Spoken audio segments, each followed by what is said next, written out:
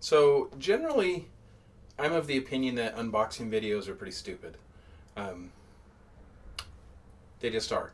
But I'm going to go against my standards and do an unboxing video tonight, just because this is a tool that I've been waiting for a few months, and I'm pretty excited about it. With some, it goes along with some other projects I'm working on. What we're going to look at is the Chopstick Master by Bridge City Toolworks. UPS man just dropped it off a couple hours ago. Had to wait till I was done with work before I could come out and take a look at it. So what I'm going to do, I'm just going to unbox it, try to get it set up, maybe make a couple chopsticks, and just kind of give you my 2 cents on it. Initial thoughts, I mean, not a whole lot other than the package is pretty cool.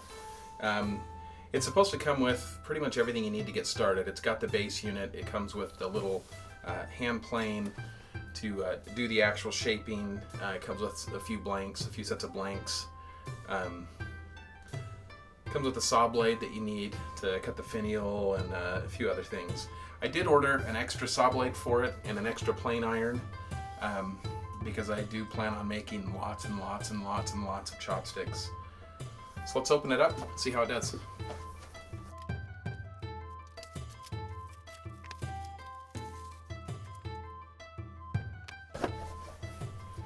Woohoo! Okay, so we've got the user manual, which we will take a moment to glance over. Sandpaper, I've got plenty of that. Looks like this is the blanks and the bags. It does come with a few sets of carrying bags for the chopsticks.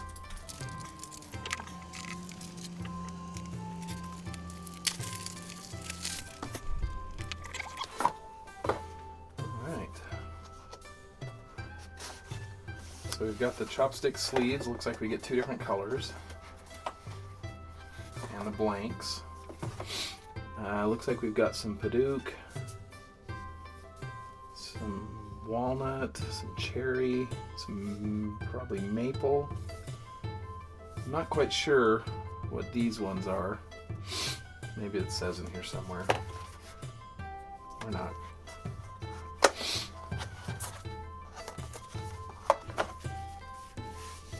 Pretty simple. Just a little cotton bag, put them in with a little drawstring. Nothing too fancy. But if you were going to give these away as a gift or something, that might be a good way to store them. Let's take a look at what else we have here. So we've got our food grade chopstick oil. Looks like that leaked a little bit, but I don't really care. What else? Here's the plane.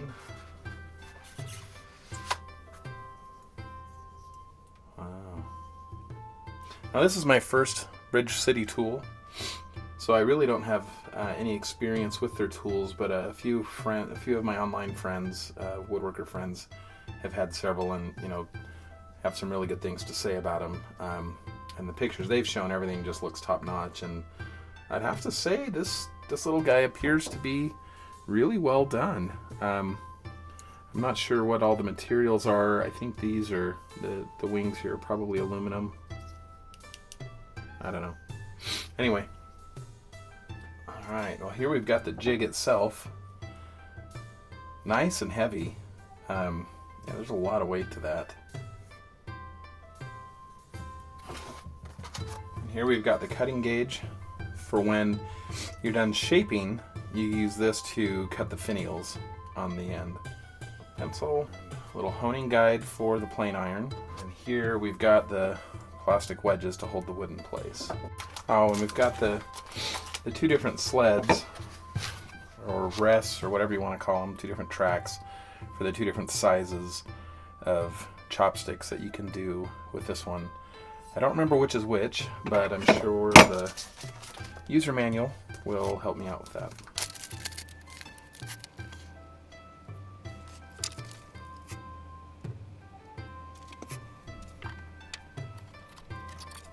So what we're going to do first is set the skids on the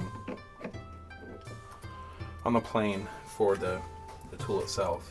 Okay, so we're going to loosen the screws holding the depth skids. set that in there.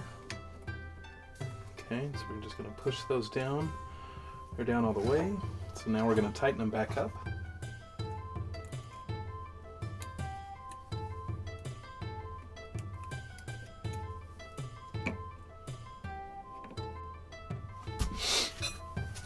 Okay, so the differences between these two,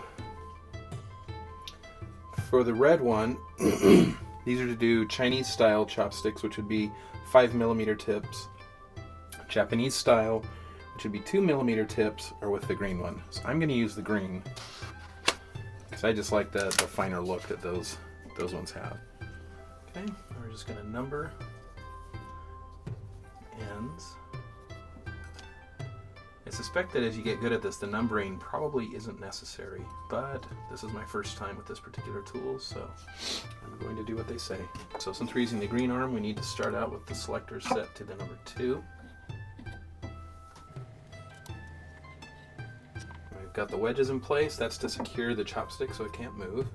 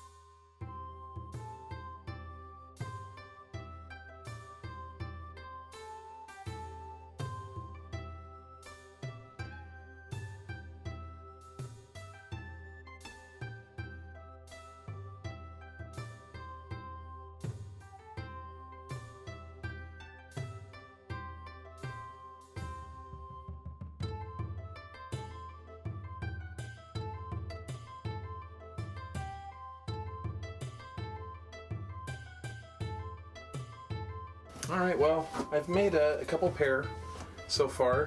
One set of maple, one of walnut. Just oiled them up a little bit. I gotta say, I'm impressed. This is kind of a fun little tool. It took a little bit to get everything dialed in where I wanted it, but once that was done, it works really well. With these two here, I didn't oil them all the way because I'm going to try doing some gold leaf on the top here just to see how that looks. But yeah, it's a really fun tool, really well packaged. Got to figure out how I'm going to store it in the shop when I'm not using it. I'm not sure if I'll use this box or not, or try to figure something else out. But yeah, I'm impressed. It's not a cheap tool, but now after kind of running it through its paces a few times, I can see why. It's really well built. The design, I think, was really well thought through. So I think I'm going to have a lot of fun with this. Now I just need to go get some sushi.